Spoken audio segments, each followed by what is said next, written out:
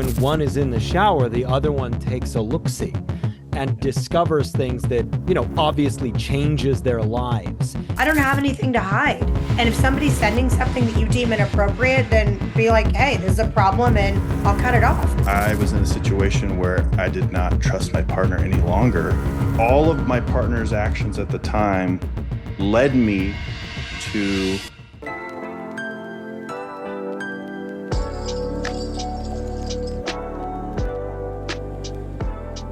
Hello, my friends. Good to see your faces. Jeremy, Derek, tell everyone real quick who you are. Hello, everyone. My name is Jeremy, jeremyvanwert.com. I'm a licensed therapist, a coach, and a trained psychedelic expert. And so I'd love to talk to you. That's what I do. And Derek.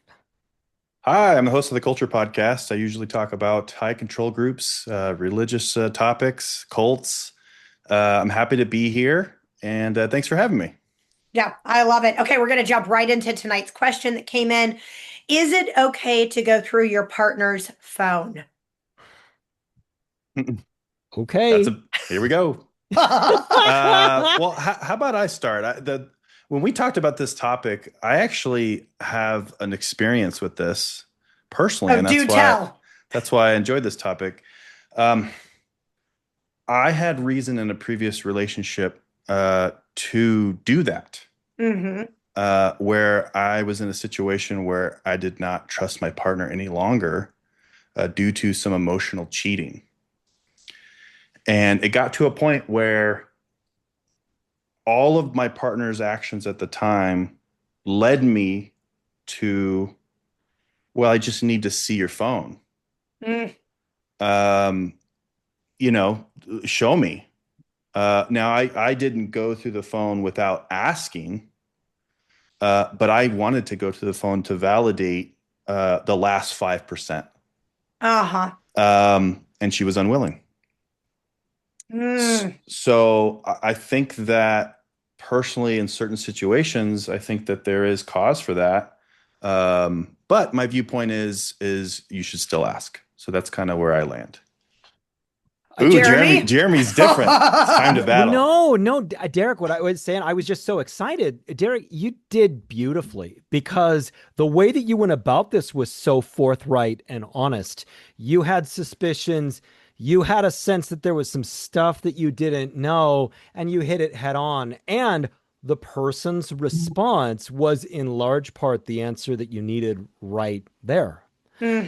I do a lot of therapy with couples where one suspects the other one, so that when one is in the shower, the other one takes a look-see and discovers things that, obviously changes their lives. And then so-and-so gets out of the shower, and all of a sudden they're dealing with all of this. This is an incredibly delicate thing. And it is, in my opinion, something that needs to be put above board on the table. Now, I suppose there is the circumstance where a person looks right in your eyes and says, no, I'm not sharing it. I'm not cheating on you. That's just all there is to it. And so what do you do with that? I think you go, that's not good enough for me. Yeah, what do you think, Jessica? So I was in a marriage for a long time with a very insecure older man, and he wanted passcodes to everything. In fact, I used his assistant. His assistant became my assistant. So when he said, oh, I want, your email password, your Facebook password, I was like, talk to Debbie. Like, I don't know any of my passwords. I don't know what's going on. Like, talk to her. And he had access to everything. And this came up a lot because I'm a realtor. And anytime I had a man that he deemed inappropriate or that sent messages that he didn't like, he was like, I don't want you working with this person anymore. I'm going to block them on Facebook, block them on email, block them everywhere. I don't like it. I don't want you talking to him anymore. It was my husband. If somebody's saying something in text messages, and a lot of times it was guys that were not appropriate to work with for a variety of reasons that would, say like, hey, you should really show more cleavage when you show up to my house for showings, or dumb stuff like this. So he had a reason. I wasn't giving any of that back. I was like, stop saying dumb shit. My husband sees your messages, like knock it off, But yes, appropriate that I had to cut those business relationships loose because they weren't men that knew how to have appropriate relationships with their realtor. But I mean, all this to say, if you don't have anything to hide, and I never have, I'm like, have full access to my email, my social media. I don't have anything to hide. And if somebody's Yeah. sending something that you deem inappropriate, then be like, hey, this is a problem, and I'll cut it off. Because clearly your relationship should be more important than somebody you're working with or somebody who's saying something that your partner doesn't agree is appropriate. I think there is a difference between I have nothing to hide Mm-hmm. and there should be a level of trust that we have in this relationship that makes me not a suspect of crime always. And Mm-hmm. I Yeah. take umbrage with this model of I can check your phone anytime I want to, because what that says is I will never trust you. I Mm-hmm. have insecurities in me that I need you to help fill for me. Now, if something occurs and there's a violation of trust, Mm-hmm. then there is what I believe to be a limited period of time where there needs to be full transparency on this sort of thing but the Mm-hmm. process of healing is the process of learning how to trust again, learning Yeah. how to have a functional relationship where you're not being a beat cop with your Mm-hmm. spouse or partner all the Mm-hmm. time. Yeah, I think there's another couple layers, Jess, where you talked about how your husband really kind of had a layer of control over your stuff. Mm-hmm. And I don't know, I kind of find that kind of fascinating because it's like, how did you get there? Like you got to a point where it just everything was like, okay, you just manage all this stuff and I have no ability to kind of cut it off. So that's just a fascination. But at the same time, I don't know, I think like, there is these kind of structures where like, well, I pay the bill, it's Mm-hmm. my phone and so I have access to it. And so there's kind of some layers there that were coming across my mind, but I guess at the end of the day, it's still like Jeremy was saying, it's like there should be a level of trust. Like if you're in a relationship with someone and they're constantly looking towards you, like, looking at your phone, like what are you doing?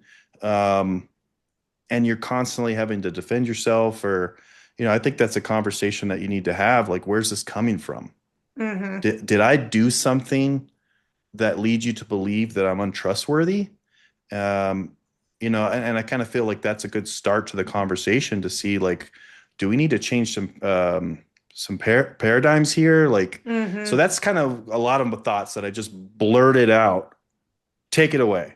No, no, I would agree with all of that. I think I realized I use Apple products, so like my phone, my iPad, my computer, the MacBook, like everything's tied. So messages pop up to all three. And I Yeah. think that's where the problem like us problem had started many years ago was, all of my messages also pop up on an iPad that's sitting on my bed at home from last night when I was reading and I'm working all day and he's retired, so he's sitting at home just let's see what's going on here.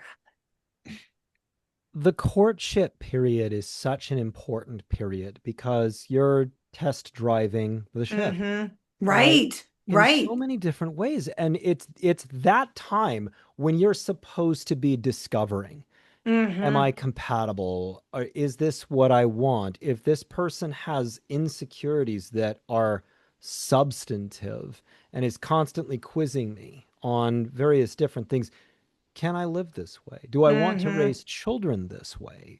Is this what I want for my future? And I feel like this sort of stuff shows up in the courtship usually. Mm-hmm. And you get a sense for, is this person the kind of person whose rules and boundaries I feel are appropriate for me. And Mm-hmm. both people feel like it's an appropriate thing to be looking through each other's things. Like, of course, every relationship's different. Sure. I would feel really weird about that because I'd feel like I've got to explain a bunch of stuff that I'm not doing Mhm. anything wrong, but then, well, what's this message? Well, what's this message? And you have different relationships with different senses of humor with different people. Mm-hmm. Right. You Right. know, Yeah. So, Well, and it's also you can't fight like Jess, you were talking about like how these other men were doing things. And it's like, well, you weren't reciprocating. Not at all. Like yeah. my, In yeah, theory, I apologize. right. In theory. Uh you so it's like so if someone's watching over your shoulder and seeing these messages like why is he messaging you or why is she messaging you? Uh-huh. And it's just like, well, this would have never been even an argument if you weren't hovering, Uh-huh. Yeah, you true. know? And I think that's it's like creating this false like it's like we don't even need to have this conversation. If you were looking at my responses, Mm-hmm. I'm professional. Uh-huh. And I think what you said too is like eventually you're like, they're just not professional, so I'm cutting them Uh-huh. off. Right. You know, it's like no longer are we doing this. I'm sorry, Jessica, could we get into this whole real estate thing where like who are these guys who are like I can't imagine sending stuff like that just unsolicited. Was it unsolicited? And they Very just send it? unsolicited, yes. And I mean, it's happened on multiple times. And my response is always like, I mean, it was especially during that point in time, like, I can't, like, this isn't, stop sending me dumb shit. Like, you're not somebody I'm going to work with if this is your response to things. You telling me what I should wear when I show up for a showing, like that, no, get out of town. It's such Like, an unbelievable thing that women deal with. This is a whole nother layer. But yeah. here's the weird thing though, like they're doing it so it's got to work sometimes. No, you're Like right. You're I right. don't Yeah. understand. Yeah. You're right. Like You're right. just keep taking your shot, right place, right time. Like eventually it's a law of No, I think averages. you're total. I just had this conversation with another woman yesterday, and she was saying she's in a relationship now. And she said, look, I've been in this relationship for it'll be a year in June, and I still have guys that reach out to me. And she's like, did you see the top message? You know, she goes, I'll scroll the top message, and my response from 6 months ago was like, hey, stop messaging me. And then I continue to get these messages. She goes, I don't know what that is. I think there's just some men out there that really thought like you must have thought I was the greatest. So I'm going to continue to message you and see if it lands. And Well, I go back to men are kind of dumb apes. I think we've talked about this before. If they get a sliver of like, she likes me, there's a chance, uh, they're just gonna, it's like the server. I think I was telling you guys about this. Like a woman serving you at the table has to be nice to you. They're uh, trying to get tips. They're trying to, right, yeah. and so a man seeing this woman at the table talking with them and being super nice, like, dude, she doesn't like you. Like, rewire your brain. Stop being a caveman. Oh yeah, I get it, but I do think it kind of works both ways. You know, I think we're in this new era, which I know we're not going to get time for our next question tonight, but I think we're in this new era of, I've been through a couple of marriages and in the dating scene, it's like, I don't know what's acceptable and what's not. I know what I think it is acceptable, and I know it's totally different out there than what I think should be acceptable. And it Yeah. goes both ways. So I think I know I'm relearning all the time. Like I've been married. So I think it's very interesting being in these scenarios that were like it's uncharted water for me as to what I'm doing out here and what I'm running Well, into. and I agree. I know Jeremy probably has something he's ready to say, but I actually just interviewed someone for my podcast. The episode will be out in a few months. And he was former military and was talking about his Uh-huh. experience on Tinder and had been catfished Oh, multiple I times. cannot wait to listen. And it's like it is a whole new ball game with messaging now. I mean, he was talking about sending photos of himself and very great guy, but younger, and you learn like it's a wild west out there over text messaging right now. That is so insensibly cruel. It's very cruel. The catfishing thing, it's such an awful, it's so dark. Um, okay, Jessica, I got to get back to this. So when you when you get a message from one of these guys who's just making the pass, do you definitively say, no, I'm not interested in this sort of thing? Do they back off? Do they keep trying? What's the average reply to this? I'm so fascinated. I can't even. Oh, I think so outside of real estate, just guys that pop up that are like, Okay. "Hey, can I talk to you again?" Is that what you mean, or you mean within the real estate world? Well, you had talked it within the real Yeah. estate world, Yeah. but No, I yeah. think, yeah, no, that definitely has happened several times and will probably happen again. No, I'm quick to cut it off to be like, I'm not going to deal with this kind of dumb shit. That's It's typically more my than likely response. challenging too, because you Yeah. have to put your number out there. Oh, my number is pretty out there, which also makes it very challenging. I was just talking to the same girl about this. This makes it very challenging for me with dating because my whole life is out there. And so when you meet somebody online, and I've used these apps before, I think there's this feeling like you know me because you see my videos, you see a podcast, you know me. So there's no idea that you need to get to know me because you already have it all figured out because you saw 60 seconds of footage and you know what I'm about. Yeah. And I know nothing about you because chances are you don't have any of this stuff out to the world, right? Like I do. So it's an interesting dynamic of like, how much of my life is out there and how open I am about, who I am and what I do. But it's interesting because somebody can make up their mind pretty quickly about you. Have you seen Mm. those videos? They're on TikTok and it has the solopreneurs and it says when you realize that the only way to make your business go is to be a master of social media and the person's dancing and going Yeah, yeah. We live in a different world nowadays. I know. It's so true. It's so true. Yeah, you have to combine everything.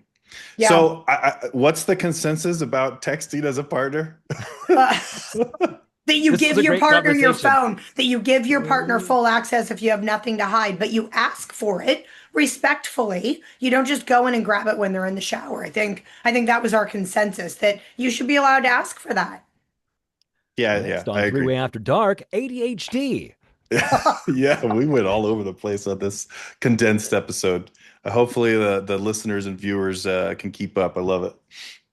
Well, send in your questions for next week. We'll be happy to tackle all of those and more. See you next Tuesday.